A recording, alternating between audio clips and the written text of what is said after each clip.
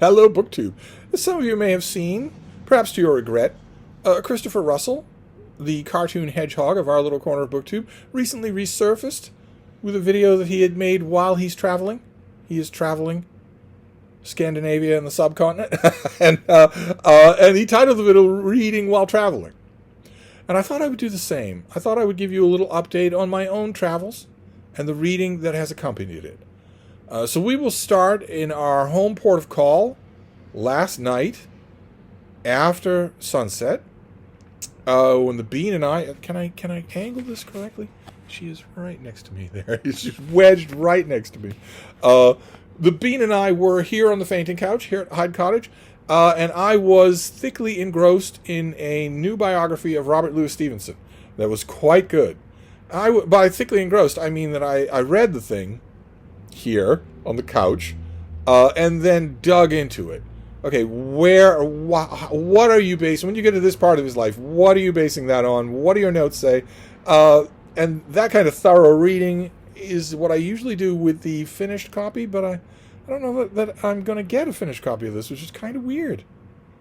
It's kind of weird. We're in the middle of a long holiday weekend, so I can't do anything about it, but I might put up a little balloon on Tuesday and see what's the story. Am I not on the list for this thing?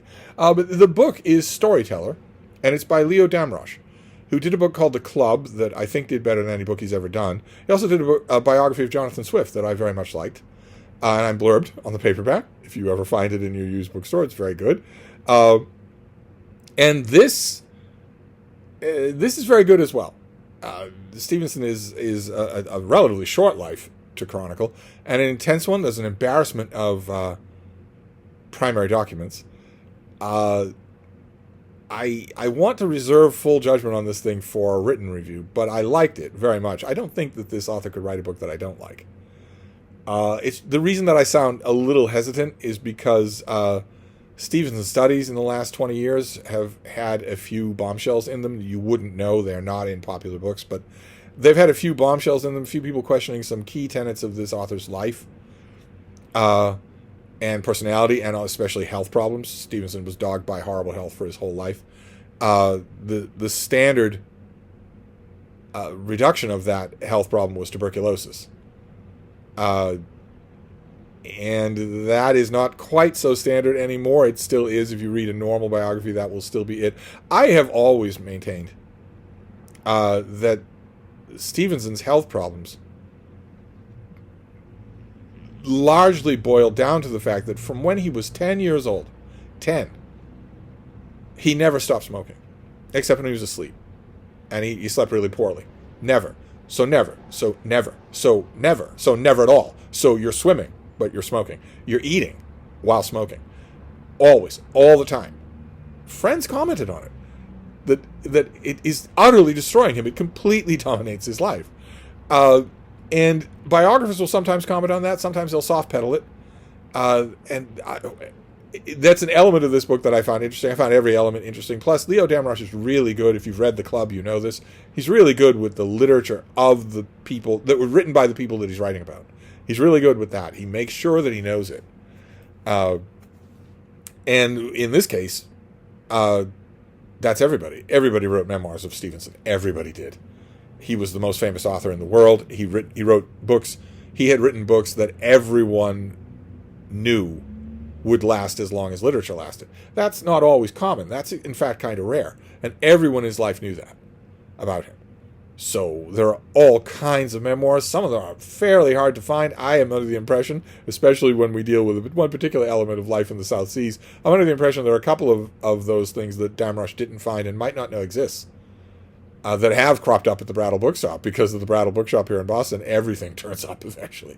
I really enjoyed this. And that was, I was reading this, I dug through all the notes, secondary information, and then it was time for the Bean and I to weigh anchor and start traveling. So we got our gear in tow and traveled from here to the little book room. And we settled ourselves there, got to know the natives, put all our knickknacks away, and I read this. I write to find out what I am thinking. A new Everyman collection of nonfiction by Joan Didion. That I liked very much. There are a lot of pieces in here that I have already read. Some of them I've read many times. But there's something to be said for reading the whole of them.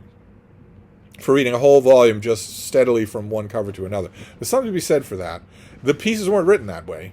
No matter what anybody tells you, and Didion would never, she was way too smart to act like she was acting under some sort of grand plan from when she was 22 years old.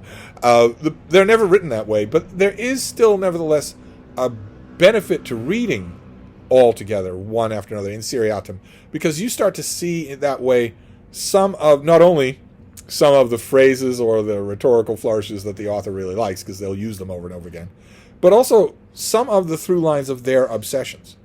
Some of the subjects that really interest them.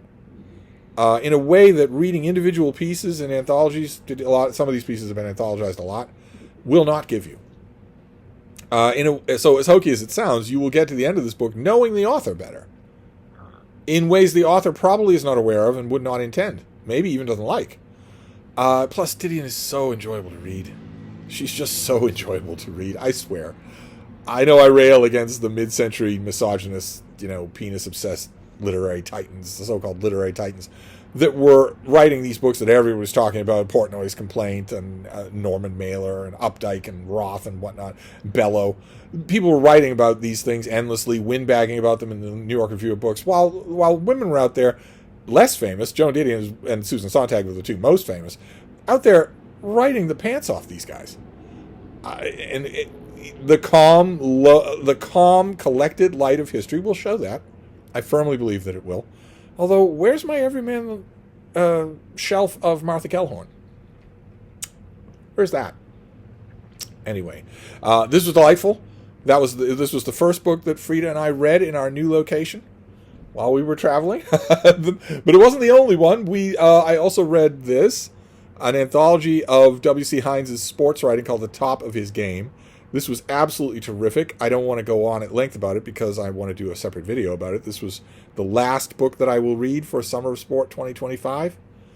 So it just swept me away. The Didion didn't, because a lot of it I was familiar with already.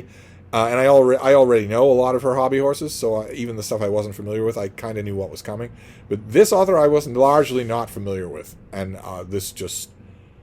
What an engrossing storyteller. Oh my God. How incredible. And I also read in that location this, Thresher by Michael Cole, for the last day of Garb August. This was a garbage shark novel about a killer thresher shark. And any of you who know thresher sharks are saying right now, what? There's no such thing as a killer thresher shark. Thresher sharks don't kill you. They attack all kinds of things, but they're weak. Comparatively speaking, weak. If you know there's a shark in the water and it turns out to be a thresher, you're going to breathe a sigh of relief. Even if you're in the water, you're going to breathe a sigh of relief. I don't think there's ever been a recorded fatality of a human by a thresher shark. And this author gets around that by making his an unrealistic science fiction monster thresher shark. Why he doesn't make it a monster, some other kind of shark, I don't know.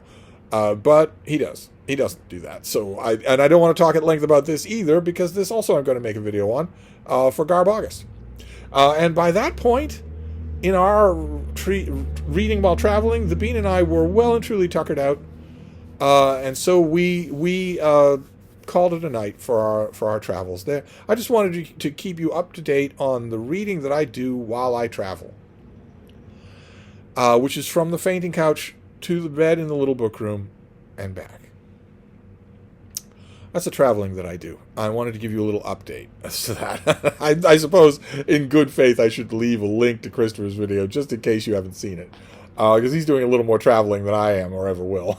Anyway, I'll wrap this up, but I'll be back. Thank you, BookTube.